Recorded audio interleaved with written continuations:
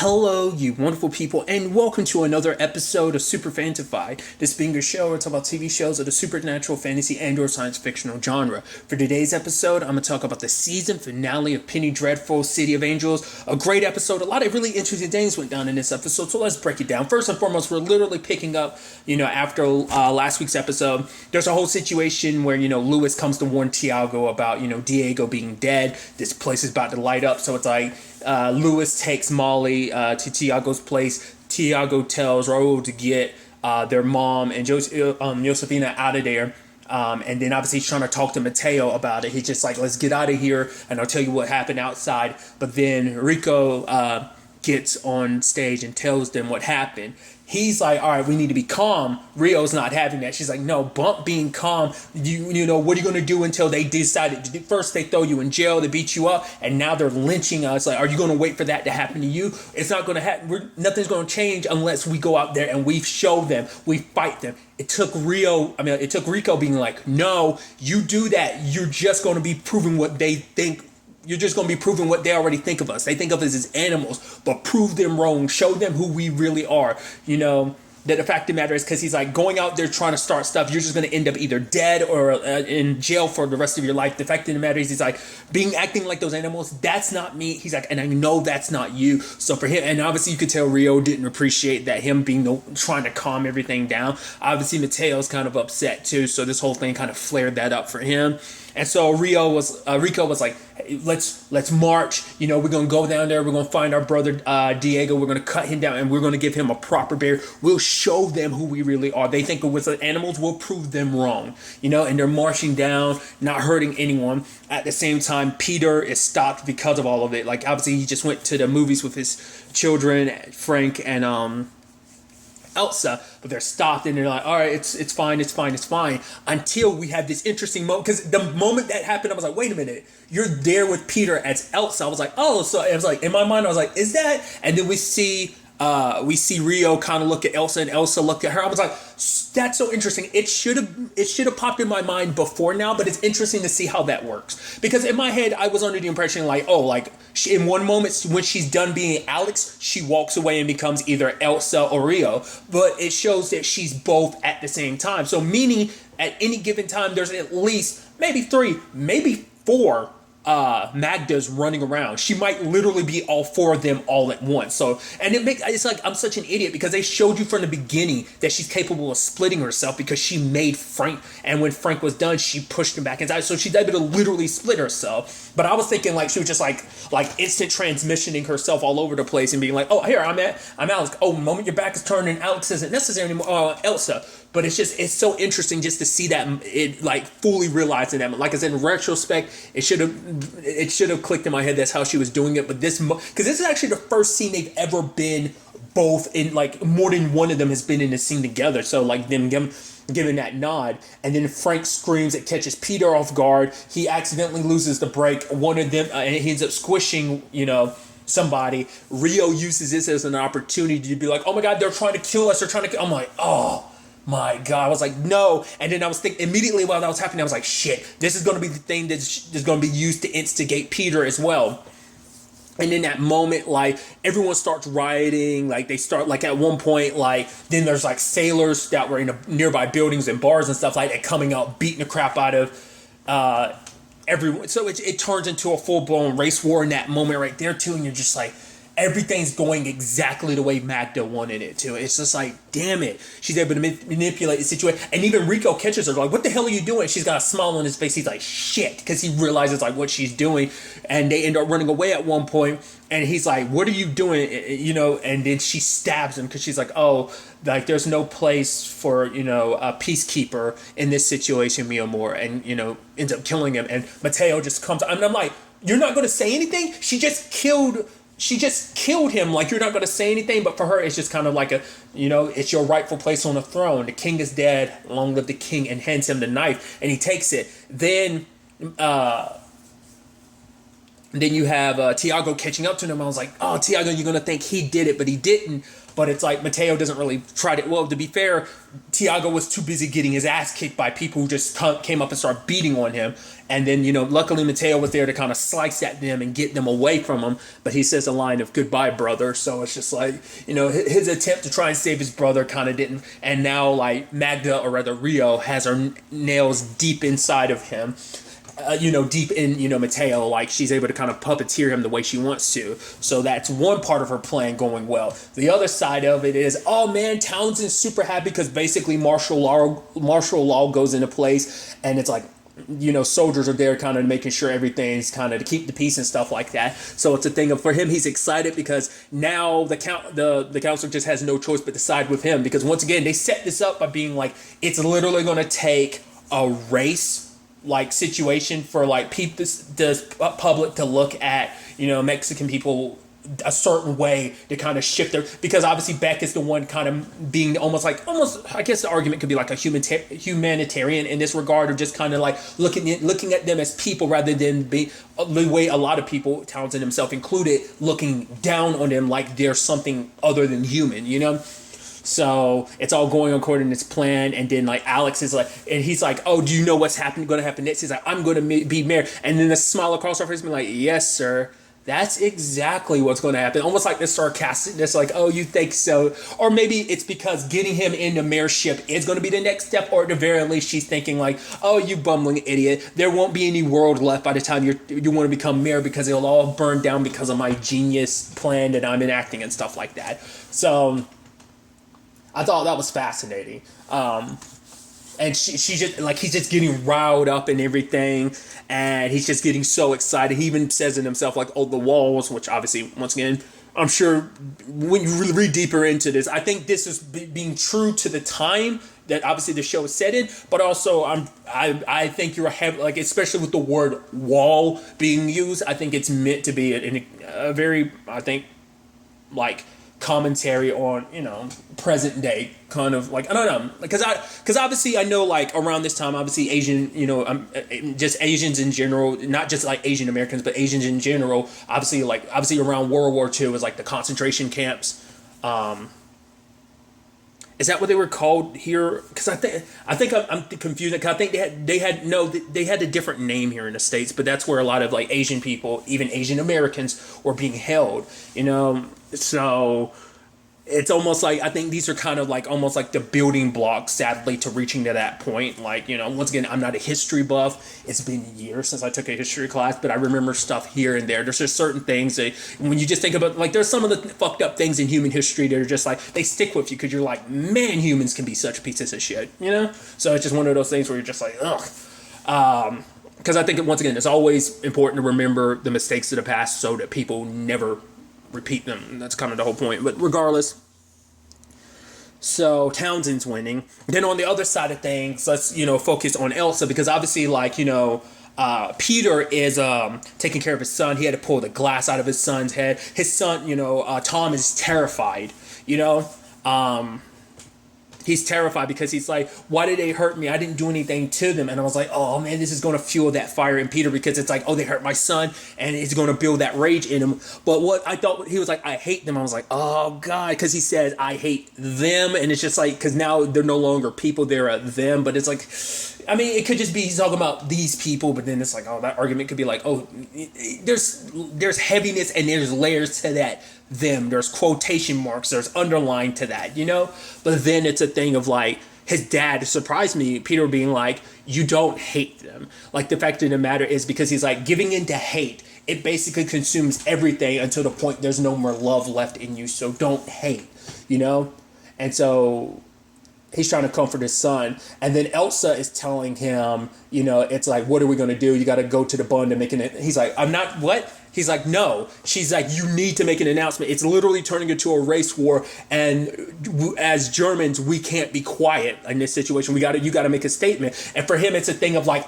he literally says, I am not a Nazi, because he's like, I look at the German youth, I see them marching, and I see nothing but hate in their eyes. He's like, I'm not going to let my children grow up with that, like, because the fact of the matter is, once you let that hate in, it consumes you. It's all that's going to be there. He doesn't want that for his children. Because obviously, once again, Peter does everything he can to not be like, it's almost sadly in his DNA, and he fights, it's, once again, it's a nurture versus nature thing. It's like, this is him fighting, you can make the argument, the nurture and nature, because it's like, because of what his family represents, the destruction it came about, because his family basically built a lot of, German weapons that were used to kill a lot of people, and he's just like, I don't want to be a part of this hate-filled thing. But for her, it's like, I'm not telling you to raise your children to be hateful, filled with hate. I want you to teach them to be strong, to be proud. And she tells a story where she's trying to get Peter on her side, like, about how there were American soldiers that took her, in that sense, and like did what they did to her. And she's like, I always had my head down, except for when I met you. You made me be able to kind of hold my head up. And it's just like, you just feel so bad, because you're like, I know, like, she's just manipulating him, telling this story just to kind of swirl him around her fingers. And so in that moment, she's just like, she does the hand sign, and she says the HH, and it's just like, oh, dude. But you could tell Peter's still struggling with it, because what she's saying is kind of making sense, because he wants to do whatever he can to protect his children. And it's just, but later on you see him, he kind of puts on the I guess the army. I don't know what that's necessarily like, that medal he was putting on. Like, I know it's associated with them, but I don't know whether it is considered like a medal or not. But whatever the case may be, he put it on, he did the hand signature, and he just bursts into crying, because, like, once again, it's like he's trying so hard not to be that person, fighting so hard not to bring that here, not to bring his children up in that. But it's like, do I really have much of a choice when things are kind of turning this way? So it's kind of sad. Once again, it's just like, it's like I said, Magda almost makes it seem like she goes after it. She makes it seem like she picks the worst of the worst. You can make the argument, the worst of the worst of these people, the people she's chosen, because she's basically chosen her three dark warriors, essentially. She's chosen Matteo, Townsend, and Peter to be her instigators, her champions, for basically leading the charge of what is going to be the end of everything. What would eventually be, which will eventually turn into World War II. Like, she's already lit the spark, and she's chosen her three champions to kind of attack this from different angles. And so I feel like Townsend's the least redeemable of them all.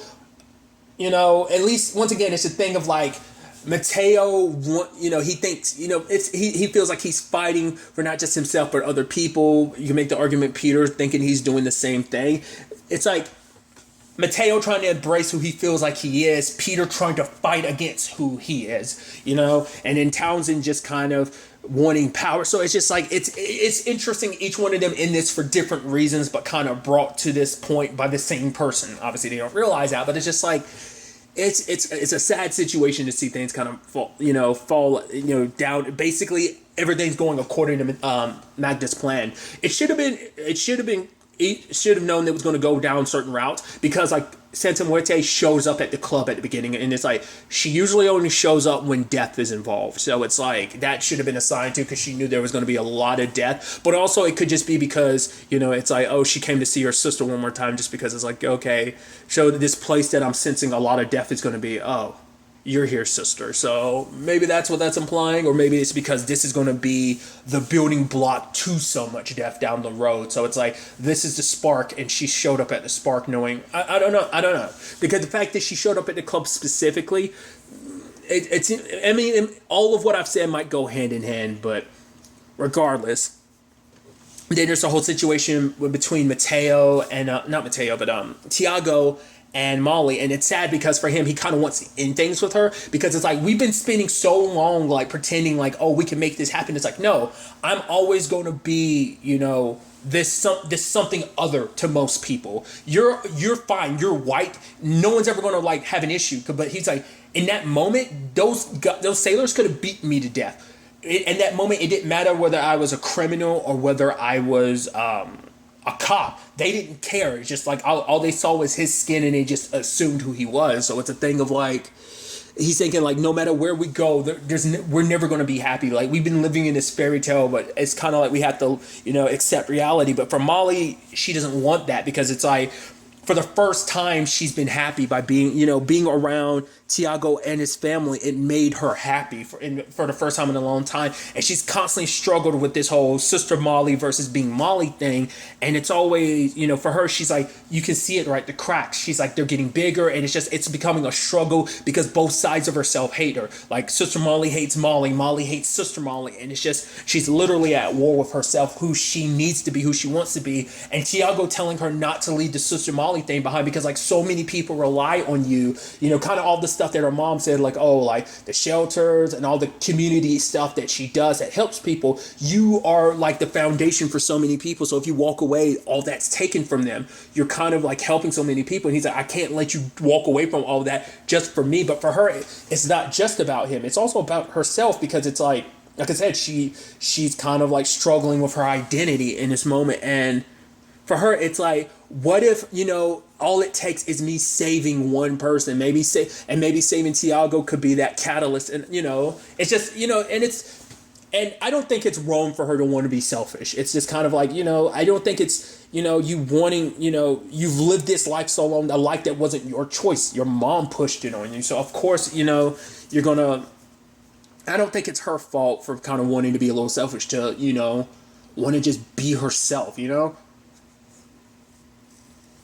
And, with the, obviously Tiago gets called away by Lewis. They show up at Tiago's house, because that's where Benny ended up taking Brian. Obviously Tiago's not too happy about it, because it's like, well, you brought them to my house. It's like, yeah, well, the Nazis wouldn't, it's like, oh, like, are they going to look at a Mexican's house to find a Jew? So he's like, oh, it's almost perfect in that regard. So.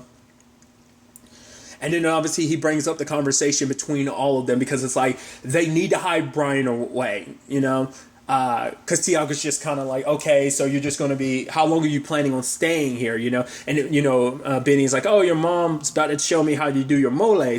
So he's planning to stick around, but it's like they need to hide Brian, because Tiago's like, is he that important? It's like, yes, what he's going to build, it can change everything. So last thing we need is the Nazis to have that in their hands. So the plan is to get him, to Mexico, so he can get on a plane. But he makes it seem like he's going somewhere else, but in actuality, sneak him into New York, so that like Benny's boss could look after him. Well, Benny's boss and his associates look after him.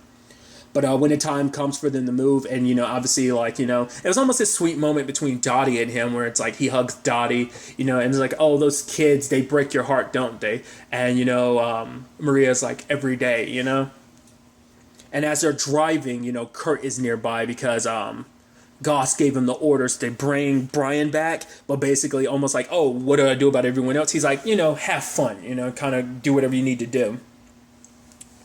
And so as they're driving, Brian is like, yeah, that bomb I'm building. And I'm like, everyone's looking around. Even I'm like, bomb? I thought you were building a rocket. Did you change it to a bomb? He's like, no. Basically, after he finished the rocket thing, he started thinking about something else, a bomb. And in that moment, I was like, they're going to kill him. They have to.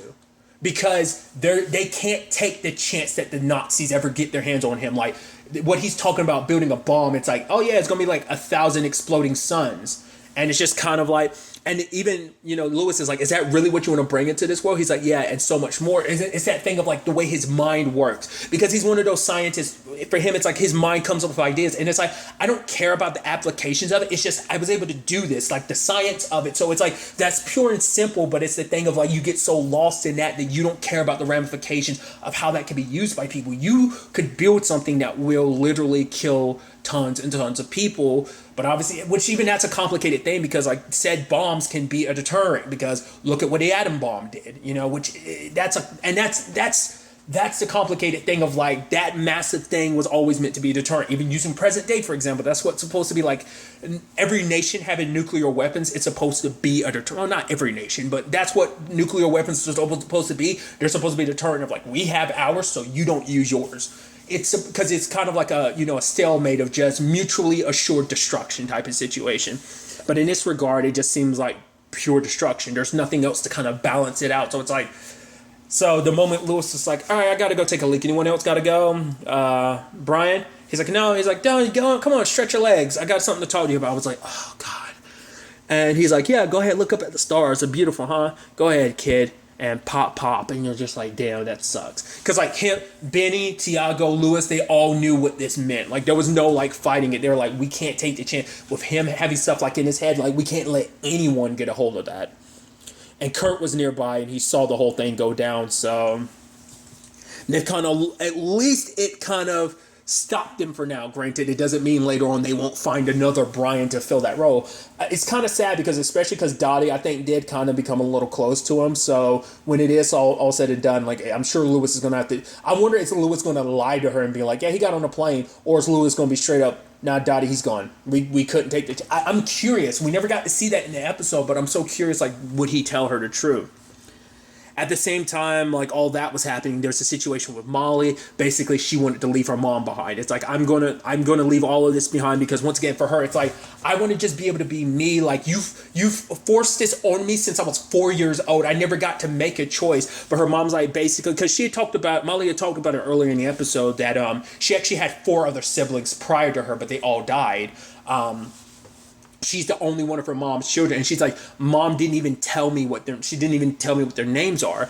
And for her, she had talked about, like, she always kind of wanted siblings, especially a sister, so they could, like, she dreamed of a bunk bed and everything, and then her and her sister being like, who gets the top and who gets the bottom. It's like, well, whatever my sister chooses, and it was a very sweet thing. But her mom kind of reveals, like, all that I've done for you, all that I've sacrificed for you. And she reveals that she's the one responsible for Hazlitt's murders. And then the whole thing becomes, she's like, oh yeah, I had a right hand, which I'm like, is it her literal right hand, the dude that works for her? But then my mom was like, not unless it's Kurt, because we know she's associated with the Nazis. So, but I feel like, would they have really gone out? I mean, if they wanted her on their side, they'd do her a favor. And she probably was like, oh, Hazlitt, I want you to do this. I want you to do this to the whole Hazlitt thing, because Hazlitt was going to take her, like, it's like in her mind, like, she wants to make it seem like it's this holy mission that her daughter has. Like, oh, you have this special purpose in the world, what you do for people. And she's like, but what it comes down to, it's like, oh, I wasn't going to let him take you from me. I wasn't going to you're my special child, you're my blessing. And so the fact is, I wasn't going to let anyone take you from me, especially Hazlitt, because she's even like, you want to have your lover, fine, but you're not going to leave all this behind. She's like, you want to be with Tiago, fine. Because even Molly was like, yes, it's not about Tiago entirely, it's about herself, and she, after this performance, I'm gonna leave. And for Molly to be like, wait, what did you do? And she's like, I did whatever I would do. Like, no matter where you go, no matter what you do, you will always be mine, so go out there, sing. And then because Molly also wanted to take her platform and be like, yeah, I might not be political, but I need to say something with everything that's going down. It's like, fine, do whatever you need to, just make sure you mention God somewhere in there. So once again, showing you her mom's perspective and all of this. And the moment that happened, because Molly also showed us, like, the scars on her hand, she was like, if you don't let me go, it's going to be a situation like this again. But her mom was so wrapped up in her own BS, she didn't register it. And the moment her mom came back and was looking for her, I was like, oh, please don't tell me you did it, please. But her mom didn't find her. I was like, okay, good. I was like, please tell me. And then we cut to Josephina. I was like, oh my God, please tell me she went to, and it's like, no. Which even that, like, that kind of, like, the Josephina story ended up being kind of what I thought it was, in the sense that, like, she thought going to the temple might change things. Like, obviously, because of the color of skin, because of who she is, she feels like the world's going to look at her a certain way, and she felt like she was kind of put in a box, and she thought going to the temple would change things. But looking at the way things now, it's like certain people will always look at you a certain way, no matter what no matter where you are part of, even being a part of the temple. Like, because I think I mean, I could be mistaken. I don't know if there are any other I don't remember. Maybe there were some, and I don't remember. I feel like she's one of the few minorities in the temple, if not the only. I don't know.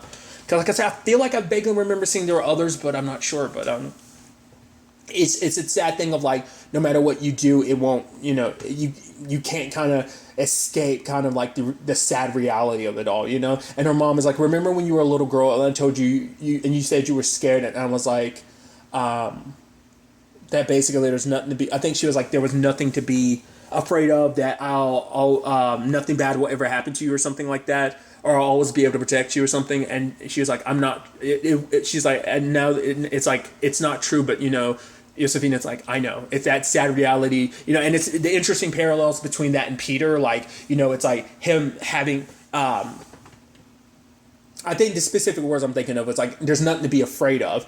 And obviously, like, for Peter, he's dealing with that with his sons. And obviously we see his reaction. And now we see Maria, with Josefina. And it's that harsh reality of, once you've seen the world a certain way, like, no matter what, it's a showing that despite what you do, like, the world will always kind of set certain people, certain views in the world will never change about you, sadly, and I just thought that was such a heaviness to that, so, but obviously there's the whole situation with Sister Molly in the pool and everything. The moment Santa Muerte popped up to her, I was like, Molly killed herself, and she's like, sister, and then, like, oh, do you want?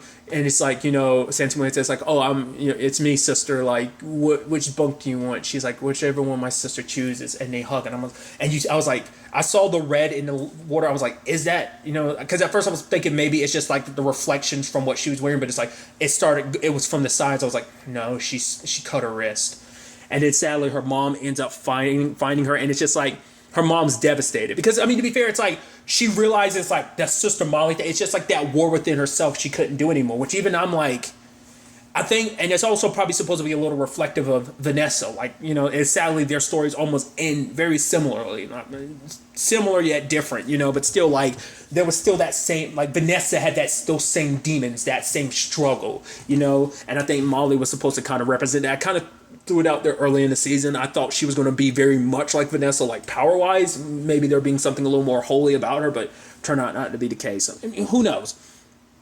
But, at the very least, it's just like, it's sad because it's just like her mom telling her that truth as well. It's like, now it's like, for me, it's like Hazlitt's death, not just him, his entire family, his children, that's on me. My mom did it because of me. It's like, I'm not going to let her do any more terrible things in my name. It's just, I think that combined with just your already struggles, it just makes you resent that side of yourself to the point she's just kind of like, I'm done. I can't, And obviously Tiago was away from her. He didn't, he had to hear about the news from Lewis, who heard about it on the radio. So obviously Tiago meets up with his family because it's, the Day of the Dead, where they're celebrate. It's more of a celebration, just getting around drinking, reminding those that are going, like, how much you love them and everything. And and even Mateo being there, it's like, oh, it's almost, I guess, in that moment they were able to put everything aside. But you notice, like, when they were leaving, Mateo was kind of going to the left, his family was going to the right, like. And I think you see Tiago kind of behind watching, seeing like everything kind of go down, meaning like his family won't ever be the same. Things between all of them will never be the same. So when it's all said and done, he's at the grave, and then Magda comes up behind him and says the thing from the beginning of like, soon there will be a war, or race will turn against race, brother against brother. And in that moment, you're like, at the beginning, they made it seem like it was going to be Raul and Tiago, but maybe in fact, it's supposed to be Mateo and Tiago, that they're going down two separate paths, and eventually their paths are going to lead to them clashing. And that's going to, kind of fulfill this prophecy. And, basically a war is going to come to kind of basically end everything, is kind of what Magda is saying. So there's that. And obviously at the very end, it's like the motorways are being built, and we see, Kurt, Townsend, Alex, and Molly's mom. Like, obviously her mom is still devastated, but it's just kind of like she's probably going to be like, all this is going to be in the name of my daughter, she's with the Lord now, and she's going to spin it to benefit her, which is kind of sad that even your own personal tragedy, you're willing to spin it that way, But obviously Lewis and Tiago are looking at the whole thing. It's like, whoa, they're coming for us. And then Lewis is like, not before we come after them. It's like, was this really all about motorways? Is that what this was all about? But Tiago's like, no, they're going to build the motorways here to kind of keep us into the ghetto. And then they're going to do it to the same thing to the blacks and then the Jews. So the fact of the matter is, these aren't motorways. These are walls they're building up, kind of showing like they're trying to, eventually they're going to get to the point they isolate everyone, kind of leave everyone that's a minority in some like built off, like sectioned off section, a ghetto of sorts to keep them separated. So I'm curious to see like what would be next for all of this. At the time of me recording this, Penny Dreadful City of Angels has not been renewed. I'm very hopeful that the show does get renewed because I'd love to see where all of this takes us, because obviously we know kind of where the end game of this is supposed to be, and that's the whole situation with World War II. But it's like, I'm curious, obviously, the personal stories that they've kind of set up, like where does Tiago go from here as a cop? It's like, well, because eventually, like, it's probably like the Hazlitt murders. I wonder, is it ever going to come to light that that Molly's mom was responsible? Like, is that going to be an angle to this? Because obviously they're going to be digging into like everything they can, him and Lewis, to dismantle this group. So it's like, well, what are they gonna do in that regard? Because it's like they're gonna probably dig up dirt on all of them to try and take them down, and that'd be something they could use against Molly's mom. Because once again, we still, like I said, they haven't really, they implied like, oh, like she had her right arm to help her with it. Once again, I don't know whether that's implying the Nazis or whether that was implying, the guy that works for her. So there's that. Obviously, like Tiago's still probably dealing with the fact is that Molly is gone.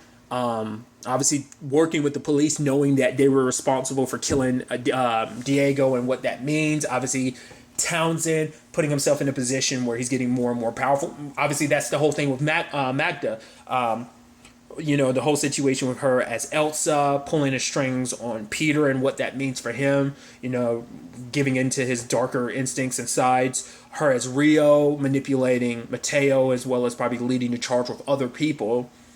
And then, like I said, finally with Townsend. So, and obviously, once again, what is Santa Muerta going to do? It seems like she wants no direct correlation with all of this. And once again, I'm still wondering, is there going to be anything special because of the mark on his chest? Like, is it just a mark on his chest, or was Tiago chosen? Because it almost seems like, because it's something that I brought up too. This is actually the first time they've ever directly interacted. None of her other personalities have ever met with Tiago. I never thought about that till just now, because I brought it up before, but it didn't click into my head when I saw her talking to him, because it's like she's never in any shape or form ever going to Tiago. So in this moment for her to like be like saying all that to him, "Are you ready, Tiago?" And it's like, I guess because once again he's supposed to, I guess, be her linchpin to all of this, even though it seems like he's something important to Santa Muerte. But once again, that's just because it's like, oh, she was pushing you back. But it's like, could there be more? Is there more? Once again, I always feel like I'm reading too much into the mark on his chest, but I just wonder, if there will be anything that comes about that, And obviously there's the whole thing with Benny too. Let's not forget, despite everything, Lewis is still tied to him. So eventually Benny's going to come knock him and like, hey, buddy, friend, old pal, you owe me a favor. Why? Because we're good old friends, remember? And I'm friends for life type of situation. So there's that as well. Like a lot of stuff, I'm curious to ultimately see like where all this would potentially take us in a second season. But really, that's all I want to talk about. Until the next time we meet, be happy, be safe, live life to the fullest, and enjoy it. Good day and goodbye.